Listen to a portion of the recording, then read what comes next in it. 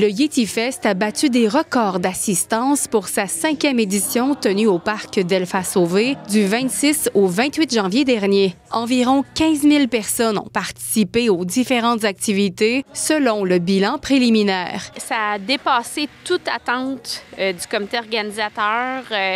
Les gens on s'attendait à une hausse d'achalandage, mais c'est vraiment plus qu'on pouvait espérer.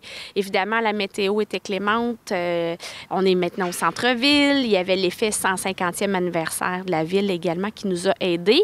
Mais de tout ce qu'on a entendu avec toutes les personnes qu'on a rencontrées, le mot d'ordre, c'était vraiment « Wow, on ne vous connaissait pas ». On vient de vous découvrir, ou on savait que vous étiez au Parc des Îles à Saint-Timothée. Malheureusement, on n'avait jamais pu y assister. Maintenant, on est ici, puis ça va devenir une tradition. Donc, le coup d'envoi à cette nouvelle tradition d'être au centre-ville est lancé et on est ultra heureux des retombées puis de tout ce que ça a généré ce week-end.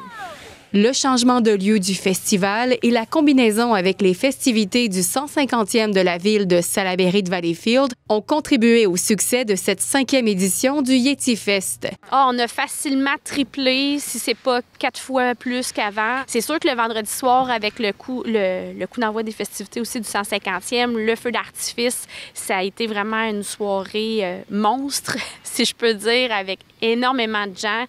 On était prêts. Mais on a été très surpris par le nombre de personnes dans le parc. Et les journées de samedi et dimanche ont été tout aussi bondées de gens. L'accessibilité est nettement plus facile pour la majorité des gens parce que pour ceux qui n'ont pas de véhicule ou pour qui c'est plus difficile, c'est plus facile au centre-ville de se rendre à pied. Il y a aussi le fait que la visibilité nous a aidé beaucoup. Là.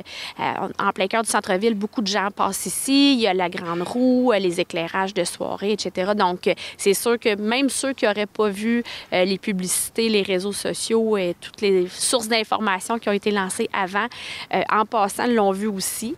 Il est encore trop tôt pour parler de la 6e édition du festival, mais déjà, le comité organisateur a quelques souhaits pour 2025, notamment de conserver le parc d'Elfa-Sauvé comme lieu de rendez-vous. Toutes les facilités, les infrastructures, l'accessibilité pour la population, c'est quand même des éléments qui pèsent lourd dans la balance. Donc, c'est notre souhait. La Grande Roue, élément phare de cette 5e édition, a été populaire tout au long de la fin de semaine. On voulait frapper fort avec la Grande Roue. Il y a eu une file d'attente toute la fin de semaine, du vendredi soir au dimanche 16h. Je pense que c'est un élément à conserver, ou en tout cas, on va travailler fort pour trouver le financement et la ravoir.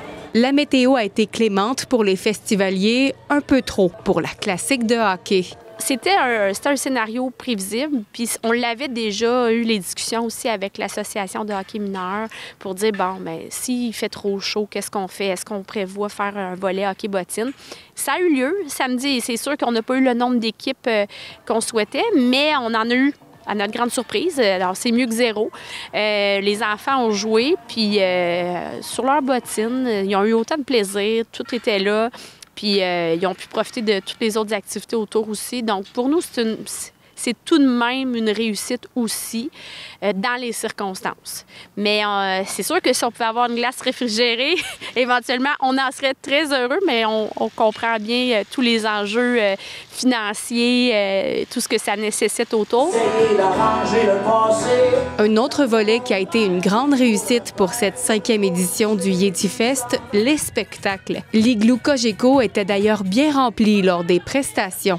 Les gens ont rempli l'igloo Cogeco, c'était massif. Même, on s'est dit, il va y avoir un enjeu d'espace pour l'année prochaine. Fait qu'on va revoir ce volet-là, comment on va le présenter. Minimalement, le volet culturel devrait rester au moins comme cette année, sinon plus. Bref, un formidable travail d'équipe aura de nouveau permis une édition mémorable du Yeti Fest. On est chanceux, on a un bon noyau, un bon comité, une base solide, mais il faut quand même des bénévoles dévoués qui n'ont pas peur du froid, qui sont capables de passer de longues heures à l'extérieur, qui gardent le sourire. C'est le succès de tous ceux qui se sont mobilisés, autant comme partenaires, comme bénévoles, dans le comité. C'est moi! J'en ai